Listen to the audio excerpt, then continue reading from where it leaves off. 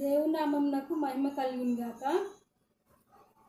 మనం ఇవాళ 1 కొరింథీయులకు రాసిన పత్రిక 6వ అధ్యాయము 20వ వచనంను ధ్యానించుకుందాము. ఏమని రాసి ఉన్నది? మీ దేహము దేవుని వల్ల మీకు అనుగ్రహింపబడి మీలో ఉన్న పరిశుద్ధాత్మకు ఆలయమై ఉన్నదని మీరు ఎరుగరా? మీరు మీ సొత్తు కాదు, విలువ పెట్టి కొనబడిన వారు కనుక మీ దేహంతో దేవుని మహిమపరచుడి. అయితే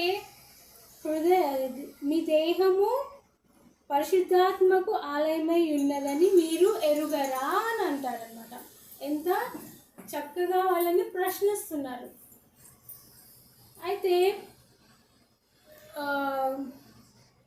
మీరు మీ సొత్తుకారు, విలువ పెట్టి కొనబడిన వారు కనుక మీ దేహముతో దేవుని మహిమ పరచుడి అని అంటారు అనమాట. దేహంతో దేవుని మహిమ పరచుడి అంటే మనము మన యొక్క దేహంకు ఎంతెంతో అలంకరణ చేస్తూ ఉంటాం కదా. అలంకరణ చేస్తాము, దానికి ఇంత పౌడర్లు, ఇంత హెయిర్ డైస్ ఇట్లా అలంకరిస్తూ ఉంటాం. ఎందుకు?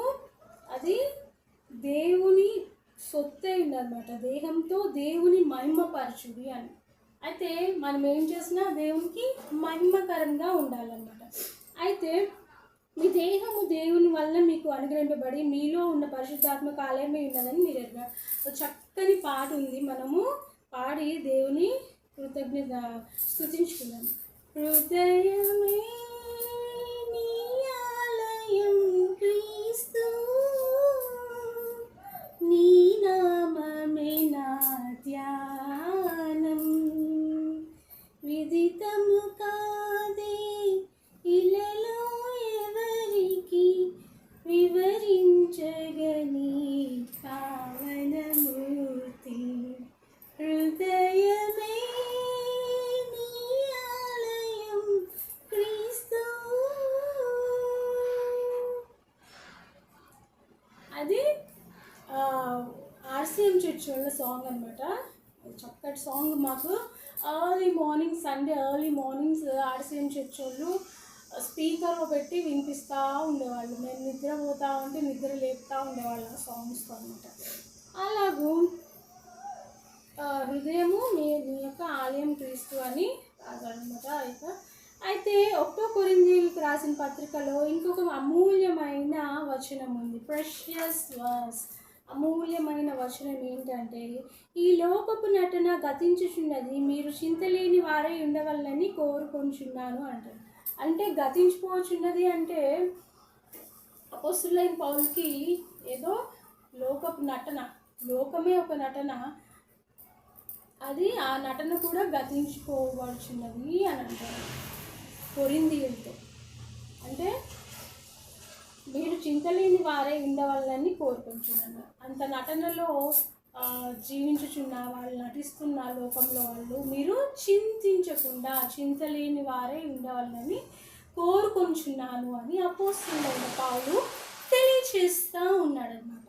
ఈ యొక్క వర్స్ బేసిస్ ఒక చక్కని పాట రాసిన్నారు. మరి ఎవరో రాసింది కానీ పాపం ఎంత చక్కటి లిరిక్స్ మనం పాడుకొని దేవుని మహిమపరుస్తున్నాం. లోకమే నటనాలయం, జీవితమే రంగులమయం,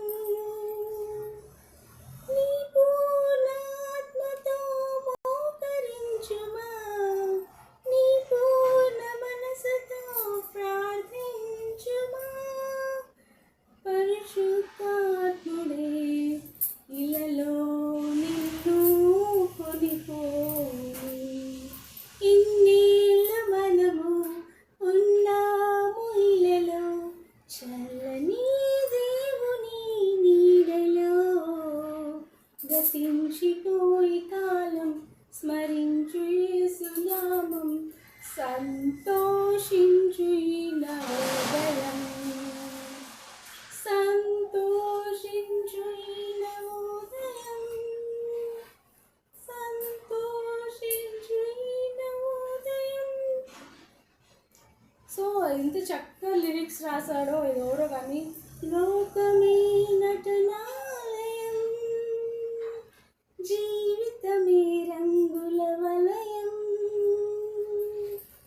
అయితే ఏం చేయాలంటాడు, నీ పూర్ణాత్మతో మ్రోకరిల్లుమా, నీ పూర్ణ మనసుతో ప్రార్థించుమా. అయితే అపోస్తలుడైన పౌలు ఏమంటాడు, కలవరపడకండి అంటాడు. ఈ యొక్క నటనాలయము, ఈ యొక్క లోక నటనను గతించుచున్నది, మీరు చింతలేని వారై ఉండవాలని కోరుచున్నాను అని అంటాడు. ఏమంటాడు, చింతలేని వారై ఉండవలను అని కోరుతున్నాడు అనమాట.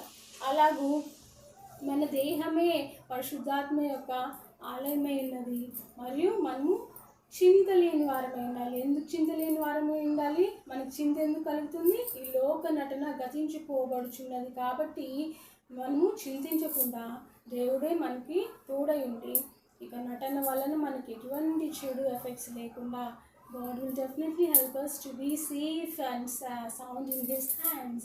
So we shouldn't be depressed. So we shouldn't be depressed and should think that God will definitely help us to overcome the worldly dramatic people who are dramatizing in our lives. Okay, God will definitely be on our side to overcome those dramatic people. Let's praise the Lord for helping us to meditate. The two precious, very precious verses, those are లోక నటన గతించిపోచున్నది, మీరు విచారించకండి. ఇంకొక మంచి verse, precious verse, అమూల్యమైన మాట ఏంటది, మీ దేహమే దేవుని యొక్క ఆలయము, దాన్ని నువ్వు పరిశుద్ధంగా ఉంచుకోవాలని దేవుడు తెలియజేస్తాను.